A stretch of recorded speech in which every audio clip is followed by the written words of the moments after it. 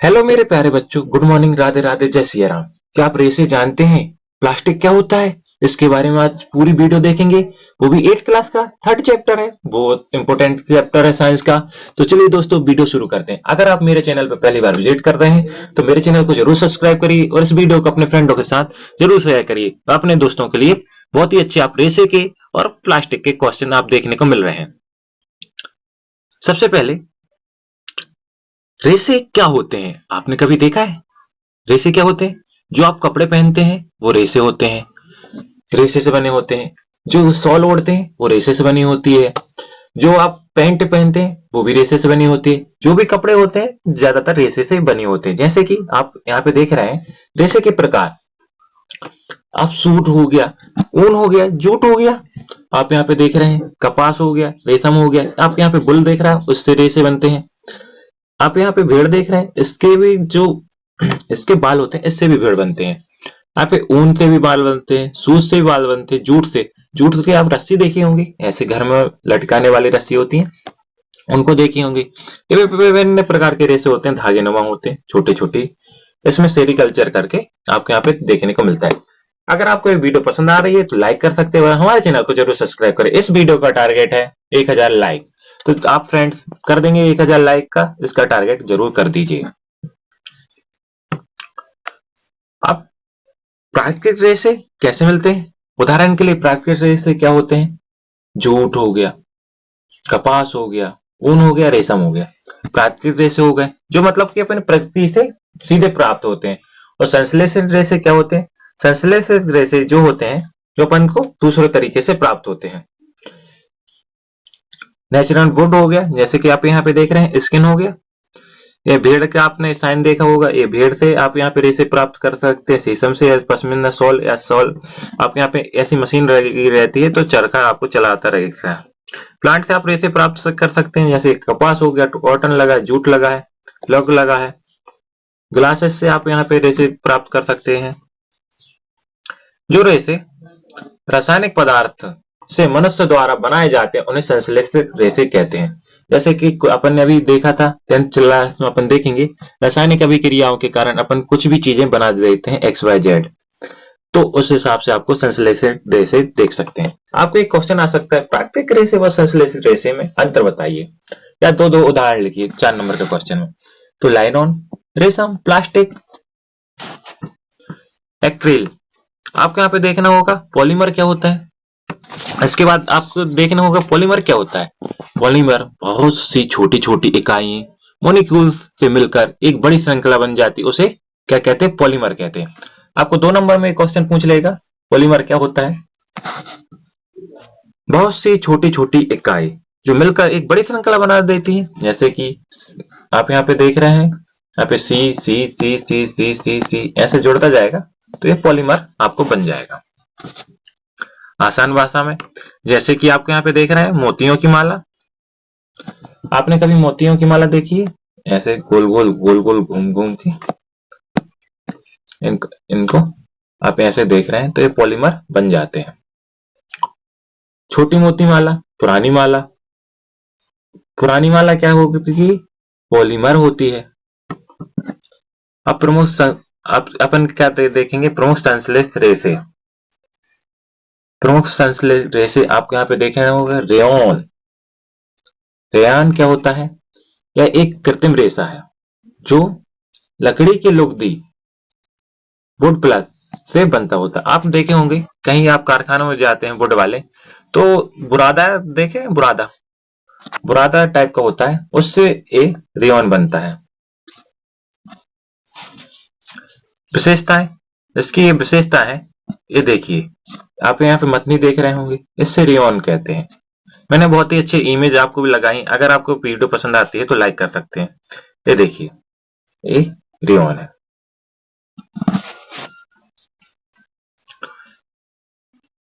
रेशम और चमकदार, ये सस्ते होते हैं, उपयोग करने होते, लकड़ी होते, पर्दों में बनते हैं, चकतते हैं, कालीन बनाते हैं। महत्वपूर्ण, यहाँ पे रेसे जैसे दिखते हैं वह पदार्थ क्या कहते हैं? रेयॉन कहते हैं। वैसे जिसने वाले पदार्थ को क्या कहते हैं, रेयॉन कहते हैं। आपको रेयॉन दे देगा, कैसे होते हैं, जो रेसे जैसे दिखते हैं रेयॉन होते हैं। अब भी आ जाए लाइलॉन, क्या होता है लाइलॉन? आपने पेंट देखे होंगे, लाइलॉन का पेंट दे दो भाई अपन को। यह पूरी तरह कृत्रिम रेशा है, यह एक पूरी तरह सिंथेटिक फाइबर माना जाता है। ये पूरी तरह एक सिंथेटिक फाइबर माना जाता है। नायलॉन का आपने कपड़ा देखा होगा, ये बहुत मजबूत होता है, हल्का होता है, लचीला होता है, जल्दी टूटता नहीं है, पानी को सोख लेता है उपयोग में, और सस्ता रहता है। पैरासूट, टूथब्रश, रेशम, लकड़ी जलाने के लिए एक समय महत्वपूर्ण होता है। लाइलॉन ये हल्का होता है, मजबूत होता है, लचीला होता है। पॉलिस्टर, पॉलिस्टर क्या होता है? ये एक बहुत कृत्रिम रेशा होता है, उपयोगी है। पीपीटी कहते हैं, पॉलीविनाइल क्लोराइड। आपको यहाँ पे आप इसका नाम देखने को मिल जाएगा। इसकी विशेषता क्या होती है?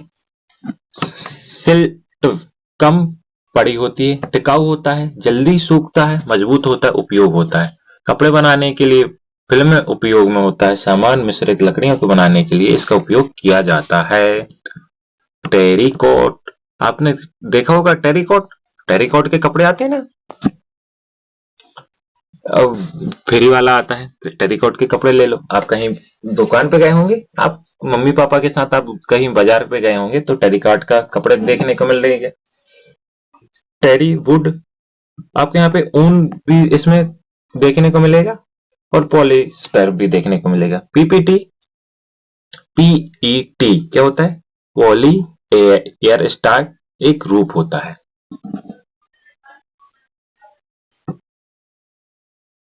पॉलीकट, पॉलीएस्टर, इसमें कपास होता है।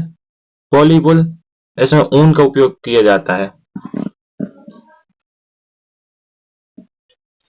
एक्रिल क्या होता है? आप यहाँ पे देख रहे होंगे, ये रेशम जैसे धागे होते हैं, एक्रिल कहते हैं।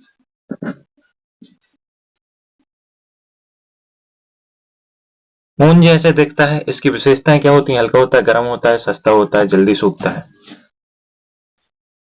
उपयोग में सस्ता होता है, मोल होता है, कंबल होता है, महत्वपूर्ण होता है। ऊन जैसे दिखने वाले पदार्थ को एक्रिल कहते हैं। आपको यहाँ पे देखने को मिलेगा एक्रिल क्या होता है। फिर उसके बाद क्या होता है? प्लास्टिक। प्लास्टिक की चीजें आप जीवन में बहुत ही ज्यादा यूज कर रहे हैं, तो प्लास्टिक क्या होता है? प्लास्टिक वह भी एक पॉलीमर है जिससे आप आसानी से मनचाहे आकार में ढाला जा सकता है। आप प्लास्टिक के बर्तन देखते होंगे, आजकल बहुत ही ज्यादा ट्रेंडिंग में। सस्ता रहता है, हल्का रहता है, मजबूत रहता है, टिकाऊ रहता है, जंग नहीं लगती, पानी से खराब नहीं होता, बिजली का इंसुलेटर होता है, कुचालक होता है। आप यहाँ पे देख रहे हैं प्लास्टिक। प्लास्टिक की आपने टोकरी देखी होंगी जब भी मॉल में जाते होंगे, बाल्टी देखी होगी, बास्केट देखे होंगे बाजार में जाते हैं तो। आप यहाँ पे देख रहे हैं दूध की प्लास्टिक के डब्बों में बंद है।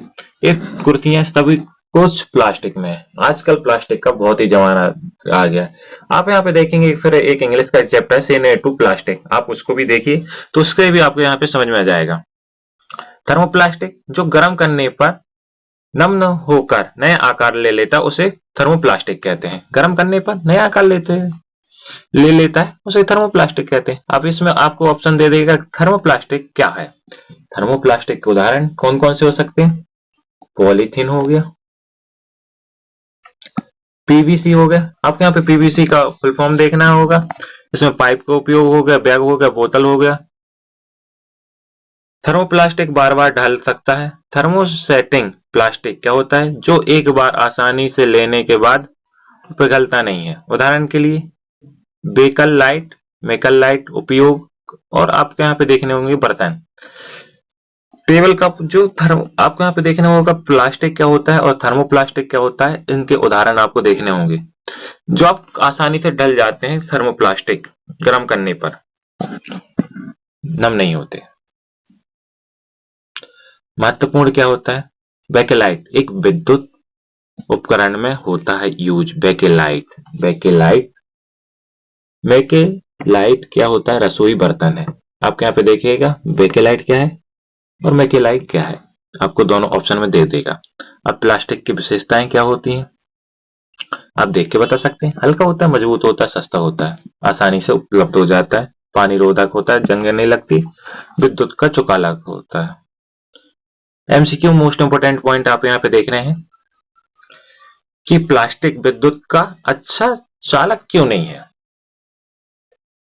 क्यों नहीं है? क्योंकि प्लास्टिक विद्युत का कुचालक है।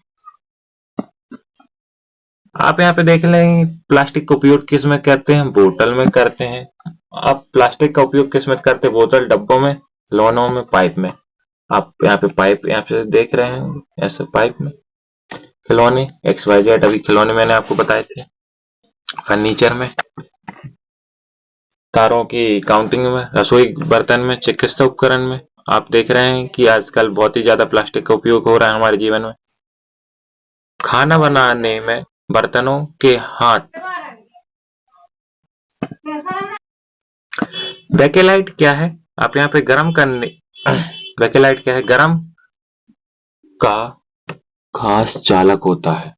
ये ज्यादा गर्म नहीं होता, ये सुरक्षित होता है। बैकेलाइट आप देख रहे होंगे कि कभी कोई डरुआ लगा रहता है एक डंका में, ऐसे आप चाय पकड़ते हैं तो उसको बैकेलाइट कहते हैं, जो गर्म को आपको संरक्षक करता है। प्लास्टिक और पर्यावरण में आपको यहाँ पे बहुत समस्याएं देखने को मिलती हैं। बायोडिग्रेडेबल नहीं होता है। बायोडिग्रेडेबल मतलब कि ये अपघटन नहीं होता है, डिकम्पोजिशन नहीं होता है। इसमें पानी को नुकसान होता है, मिट्टी को नुकसान होता है, जानवरों को नुकसान होता है, ज्यादा यूज कर लेते हैं तो। जैविक आक्रमण और अजैविक आक्रमण से आप क्या समझते हैं?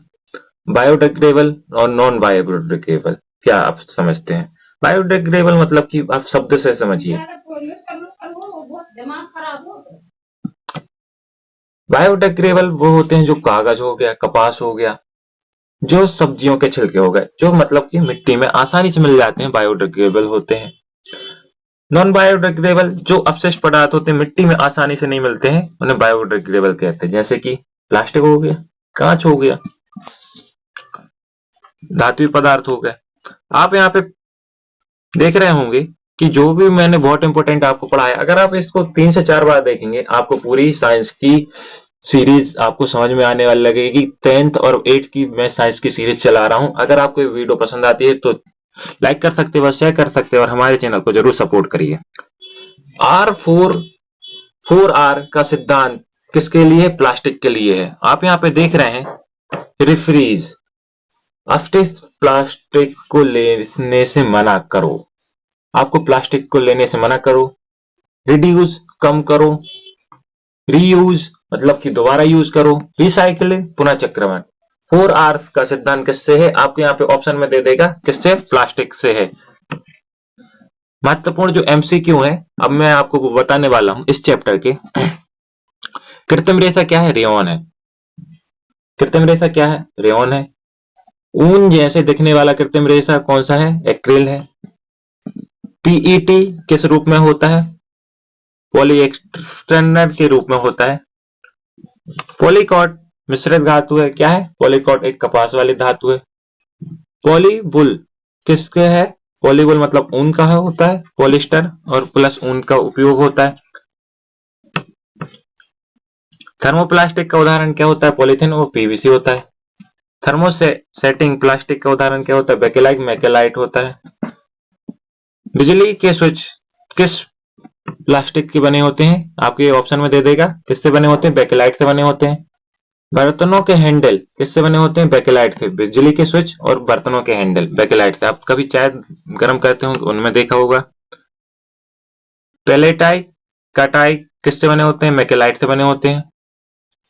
प्लास्टिक जैव आक्रमक नहीं है क्योंकि यह क्या होता है? अजैविक आक्रमक है।